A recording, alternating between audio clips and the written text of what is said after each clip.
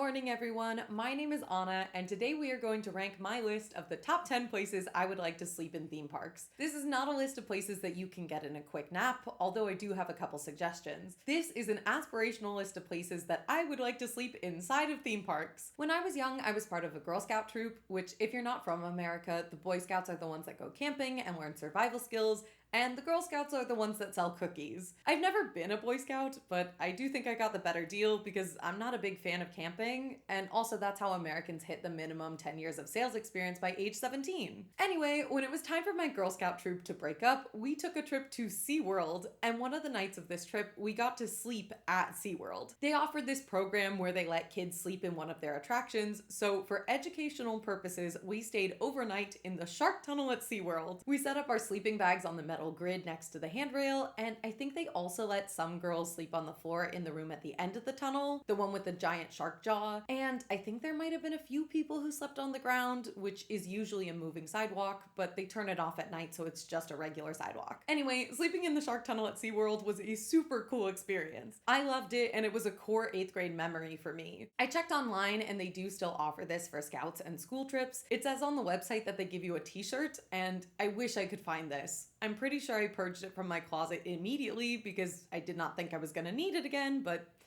boy was I wrong. Anyway, sleeping in the shark tunnel was such a core experience, it got me thinking about other places it would be cool to sleep. So this is my list of the top 10 places I would want to sleep inside of any of the theme parks I have visited. I am factoring in a bunch of different elements in this list, so I will try to give reasoning for each of my picks, even if that reasoning is just I think it would be cool. Number 10 is Spaceship Earth from Epcot Disney World. Most of the rides in Epcot are pretty slow and boring, which I'm not complaining about, but I do think they provide the perfect combination of circumstances for people to nap inside the parks. If you fill people up with alcohol from around the world, give them a giant Bavarian pretzel, and then stick them on Spaceship Earth, I think they could get the best nap of their life. The soothing combination of air conditioning and Judi Dench's voice telling you about the printing press seems like it was designed to put every father in the area to sleep. The ancient Greeks were great inventors of the future.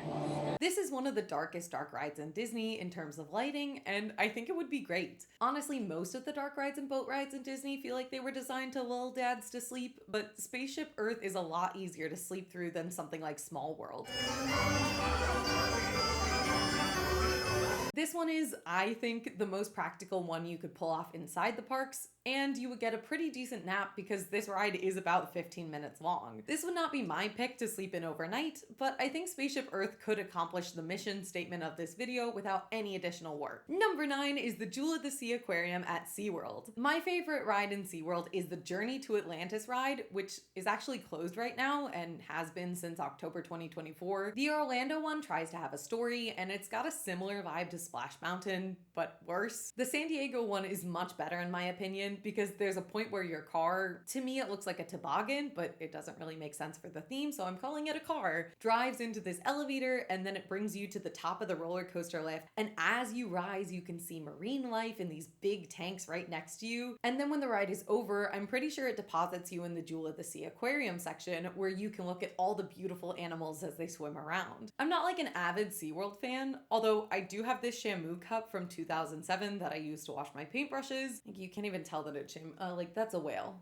That's Shamu. Man, this video is making me seem like an avid SeaWorld fan. I picked the Jewel of the Sea Aquarium mainly because you can't sleep on the Journey to Atlantis ride, and I think this would be the next best thing. I feel like it would be prettier than the Shark Tunnel, but also satisfy the desire to see marine life swim around. The Jewel of the Sea also has this big open space that would be really nice to camp in or have a sleepover with your friends. I really like this floor. They probably turn off most of the lights, but if they wanted to have a little night light, this floor would do the job. And floor lights are super helpful for illuminating your path. I think the San Diego one is jellyfish themed, which is beautiful, and the Orlando one has this cool floor, but honestly either space seems like it would be great to camp in. It's not Journey to Atlantis, but it would still be a satisfying experience. Number 8 is the Rhine River Cruise at Busch Gardens in Williamsburg, Virginia. I am bringing out some deep cuts for this video, and this is one of them. My first experience at Busch Gardens was in 5th grade. My parents took me to Williamsburg because we were learning about colonialism in school, and afterwards my family went to Busch Gardens just for fun. This is mainly a coaster park, so there are very few places that would be comfortable for sleeping overnight or even just having a nap, but because this park is not run by Disney or Universal, I do feel like you have a greater chance of them hosting sleepovers at the park. My pick at this park is the Rhine River Cruise, which is a chill boat ride around Busch Gardens. It is basically the Jungle Cruise with no jokes, tableaus, or animatronics, which does sound really lame. This ride is named for the Rhine River, which flows through Switzerland, Germany, and the Netherlands. I don't remember much else at Busch Gardens being European themed, so I'm not sure where this naming idea comes from, because the only similarity between the two of them is that they both have water. At no point on this boat ride down a swampy river in Virginia did I feel like I was on a majestic cruise in Europe. The sightlines are kind of terrible, and you pass by acres of roller coaster tracks that completely ruin any delusions of grandeur, but there is something so cozy about this boat ride. I think this is one of my more fanciful ideas on the list, and in practice, I don't think this would work at all for a sleepover. This boat is outdoors, and it is on a river in Virginia, which means that depending on the time of year, it might be hot,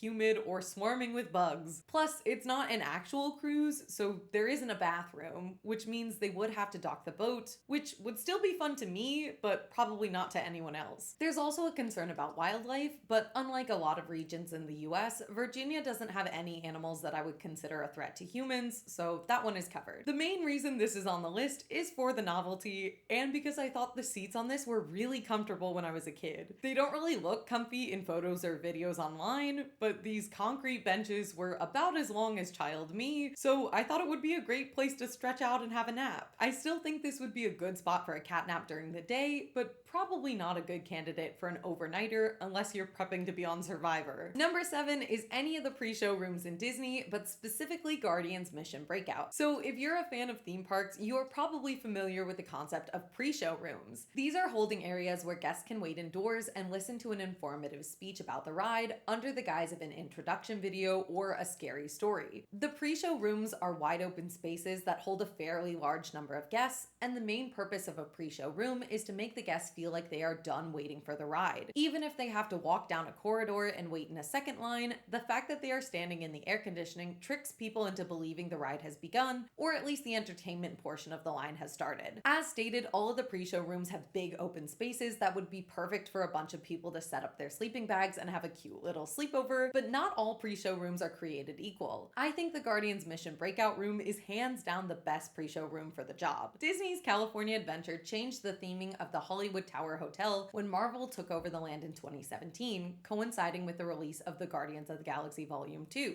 At the time, this was a super controversial decision, and a lot of people were upset about the loss of the Tower of Terror, which had been around since 2004. I don't know if this is a hot theme park take, but I actually really like the retheming of the Hollywood Tower Hotel into the Guardians ride. I loved Tower of Terror as a kid, and I was fully prepared to hate the new overlay on principle, but then I went on the ride, and I have to admit that it is better. The main reason why is because on the original ride, the whole point was to scare people and make them scream out of fright, but the new version wants you to scream because you're having fun. The randomized 70s music and the video clips throughout the ride create an atmosphere that feels like you're on a cool alien mission with all your friends, and then you win at the end. Whereas I think the original Tower of Terror ride ends with you being scolded by Rod Sterling for being irresponsible. And you can still experience that at Hollywood Studios in Disney World, so I don't feel like that's much of a loss. The Guardians pre-show room is a wide open space like the rest of the rooms, but this one is filled with a lot of intricate detailing because the original Tower of Terror had a lot of detail put into the line, lobby, and pre-show room. This pre-show room isn't quite as cozy as the original Tower of Terror, but it is a lot less creepy, and I still think it managed to capture some of the coziness. Maybe it's just my imagination, but I feel like this room has a 1930s, almost steampunk vibe, even though I can't point to anything that would work in the 1930s. Of the available pre-show rooms, this is the one I would want to sleep in the most. I will also say, despite the fact that they are all wide open spaces and would make sense for a sleepover, I specifically don't want to sleep in a couple of the pre-show rooms. This applies mainly to Web Slingers, Smuggler's Run, and the Haunted Mansion. Web Slingers is dressed up like a classroom set, and the main pre-show is just a screen. When that is turned off, there is basically nothing to look at in this room. Even if this was a functional whiteboard, which it's not,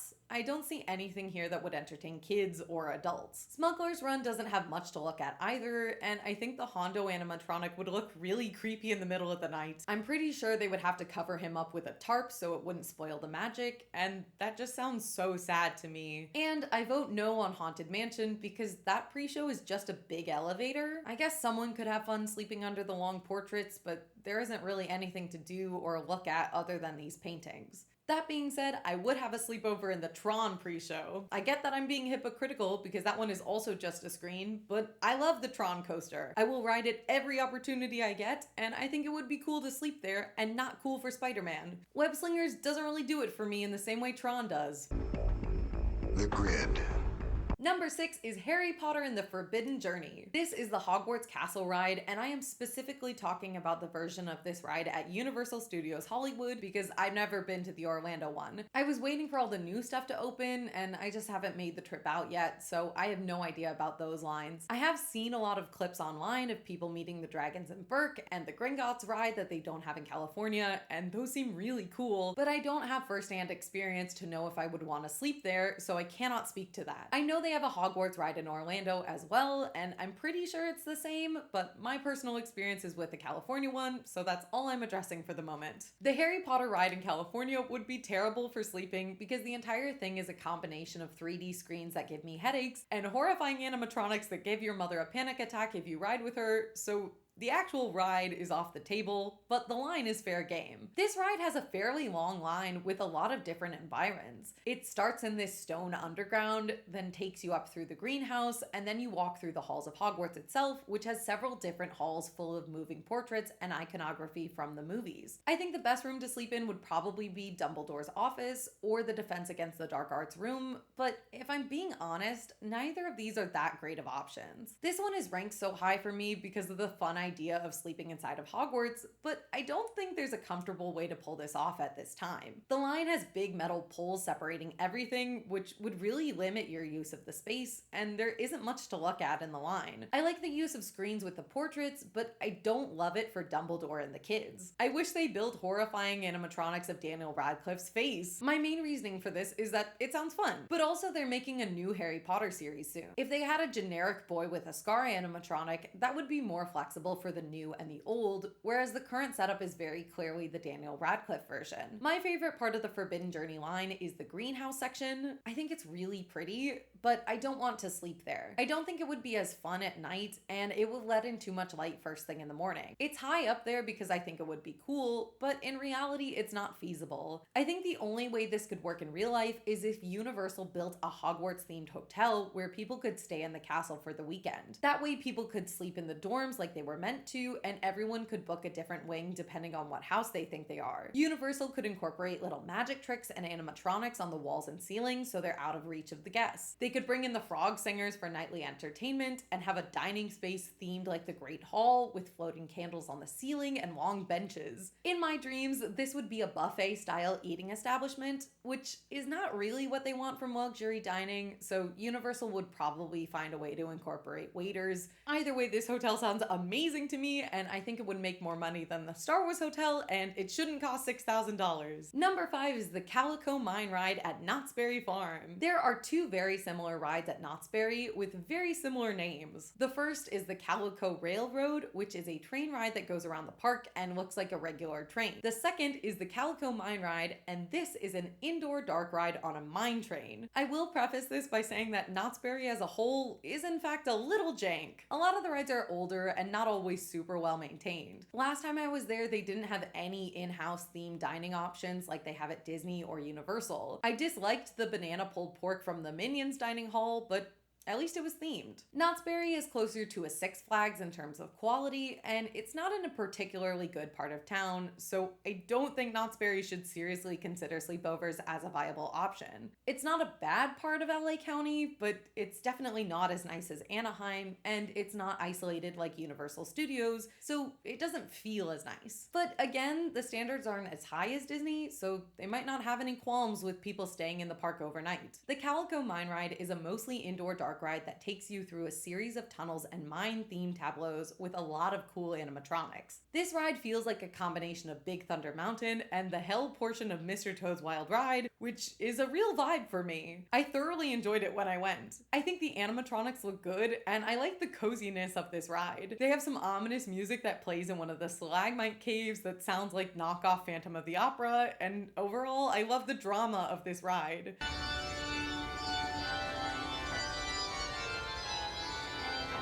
The big cave tableaus are impressive and the animatronics still look good to me. I have been racking my brain trying to figure out where I would want to sleep here, and I think the obvious answer is that I'd want to sleep inside one of these mine cars. I think they're adorable, and if everyone had their own car, it could be a really nice sleeping arrangement. But in terms of where to put the train, I had some difficulty deciding. The onboarding platform for this ride is outside, so I don't think that would work because, again, I'm being selectively practical with this list. I love the look of the big open room tableau, but I think that's inviting someone to climb down and injure themselves or the animatronics, so it would have to be in the smaller cave portion, probably near one of the hidden emergency exits so people could go to the bathroom if needed. My top pick would be next to the indoor water feature. I know that most indoor water features tend to have a distinctly recycled water smell because of the chemicals they use to clean the water. Pirates of the Caribbean smells like bromine because Disney doesn't put chlorine in their water, which I do think is a good thing. It would be very weird if Pirates smelled like a hotel swimming pool. I can't remember what Calico smelled like because A, it was a while ago, and B, I'm not really skilled at describing smells or tastes with descriptive words. Even if Calico has a bromine smell, I don't think I would mind it, or I think it would grow on you to the point where you eventually don't notice it. I'm assuming they don't turn this feature off overnight because it's probably more expensive to turn it off and then back on again than it is to keep the water running all night long.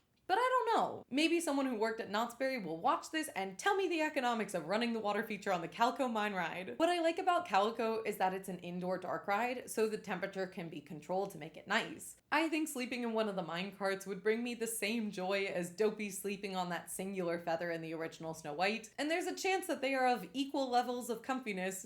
But that's the game. Number 4 is 3 Broomsticks Inn at Universal Studios. I understand that most people would want to sleep inside the castle because the coolest part of Hogwarts land is the Hogwarts castle, but I think the Hogsmeade Tavern is my hear me out. I say that as if this entire video isn't one giant hear me out. Anyway, I think 3 Broomsticks Inn seems like it would be really cozy and inviting for a sleepover. I love the layout of Hogsmeade at Universal Hollywood. I think all the shops use forced perspective to make you feel smaller, and it works on me 100% of the time. I always feel like a child when I walk around there. The shops are charming, and the interiors have had a lot of love put into them by the Universal equivalent of Imagineers, which I learned today is just called Universal Creative, and that is so lame. I cannot believe that a team whose whole job is thinking creatively could not come up with a better name than this. I know this is probably a corporate mandate, but it still irks me. The sightlines at Universal could be better. You can definitely see some of the Simpsons stuff from Harry Potter Land and vice versa, but other than the sightlines, this part of the park feels very immersive. The layout of the tavern itself is really cute and fun. There are a lot of different spaces for people to spread out and have their own areas, but also it's all kind of one room, so you don't have to worry about anyone getting lost. It looks really big because of the upstairs, but if I remember correctly, you can't actually use this space. There are no stairs for guests to get there. In a perfect world, I would love to sleep in the upstairs, but I think I also might be slightly afraid of heights, so it's probably for the best that we can't reach this. The inn feels wintry because of the fake snow outside, and the wood interior is practical yet whimsical in a way that comes across as very charming and cozy for me. I also think this space feels so nice because it's one of the spots where you can get butterbeer. I think they only sell the warm butterbeer inside this location. I prefer the slushy version, but I cannot deny the comfort of a warm drink. This also adds to the autumnal/wintry vibes in this space. In case this list has not made it clear, I really like cozy spaces for sleeping, and 3 Broomsticks Inn delivers for me on basically every level. My only concern about this one would be the cleanliness of the floors, because this is a functioning eatery. It's actually my favorite location to get food in Universal Studios Hollywood, which is damning with faint praise. The food options at Universal are not great in my opinion, and they never have been. I'm pretty sure I went as a 12-year-old and was able to discern that the food was lacking. It has improved over the years, but not significantly. Anyway, 3 Broomsticks is the best spot to eat, and it can get pretty crowded at times. However, in my imagination, they would bring in the universal cleaning crew before any guests come in to sleep for the night, or they could offer an exclusive dinner service in addition to the sleepover, which would be amazing. I think if most people had the option to choose between the castle and Three Broomsticks, they would choose the castle, but reading a book until you fall asleep in Hogsmeade would feel like a warm hug. Number 3 is Smuggler's Run in Disneyland and Hollywood Studios at Disney World. This one feels super obvious to me because I think everyone would want to sleep on the Millennium Falcon if they were given the opportunity. Inside this ride, there's a pre-show room with Hondo Ohnaka, and then you are taken to a separate room, which I'm told is called the main hold, but it's essentially the living room of the Millennium Falcon. They have a holo table set up, which is the table where Chewie plays Dejarik, and there are a few little nooks and spaces to put stuff. I think this room feels perfectly suited for a sleepover. I imagine it would be super fun to play card games at the table, or I guess you could play Dejarik if you know how to do that. In my perfect world, they would set up this holo table so that it actually functioned like it did in the movies. I think holograms aren't really there yet in terms of technology, but maybe they could have a touchscreen with various games like Star Wars Pac-Man or online chess, something like that. I think the ambiance in this room would be really fun to hang out in for an extended period of time. I think some people might want to sleep in the cockpit, but that just doesn't make sense to me, and also it seems like it would be really uncomfortable because it's not a very big space.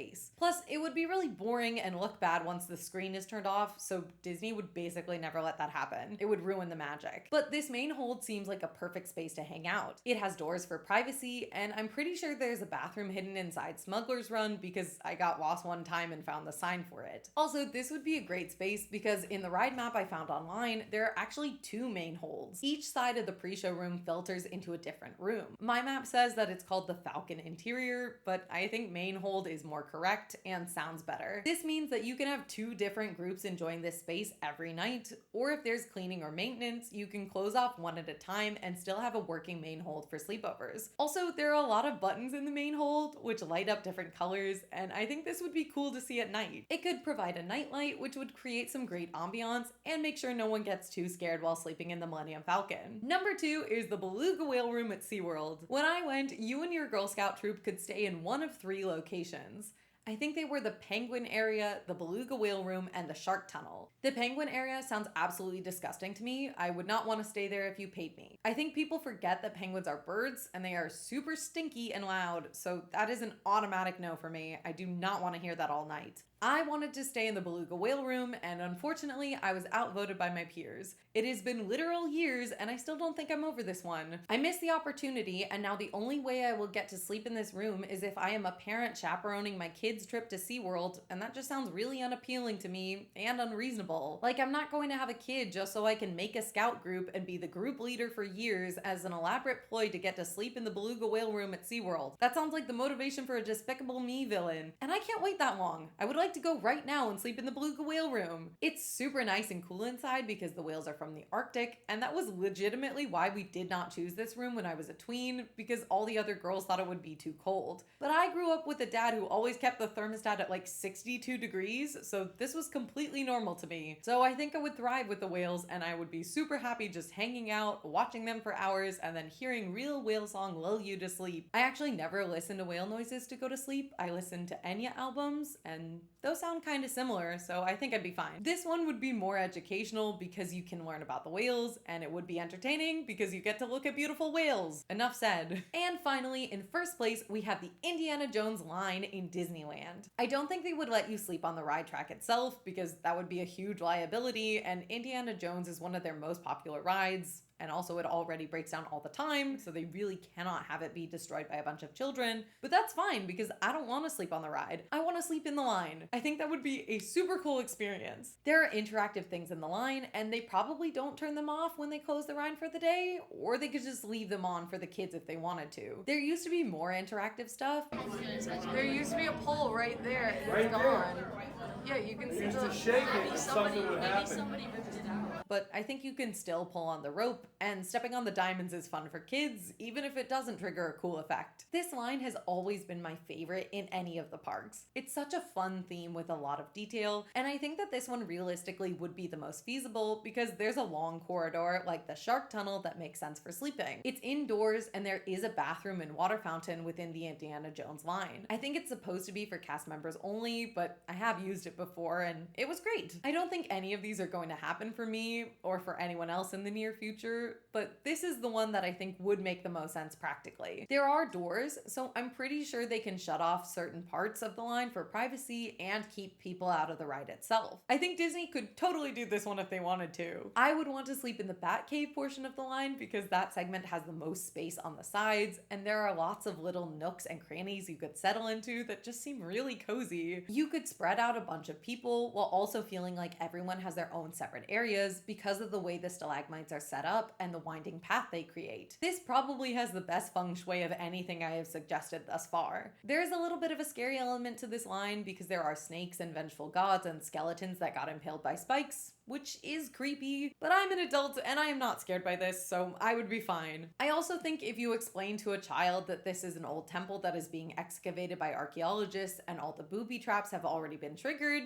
they would probably be fine. Also, kids like to be scared in a safe way. When I was a kid, I loved stepping on the diamonds, even though my dad told me that it would trigger a booby trap that would crush us because I was a kid, and kids think that's fun. And if your kid is too scared, to that I would say you should have picked the Millennium Falcon sleepover, because in this timeline, those are both options for the sleepover nights. I think if I slept in the Indiana Jones ride, it would become one of those special yellow memories from Inside Out. They would have to build an island in my brain called Sleeping in the Indiana Jones Ride. Anyway, that's my list. Let me know in the comments if you agree with my ranking, or if there's anywhere you are really interested in sleeping in theme parks. Okay, bye!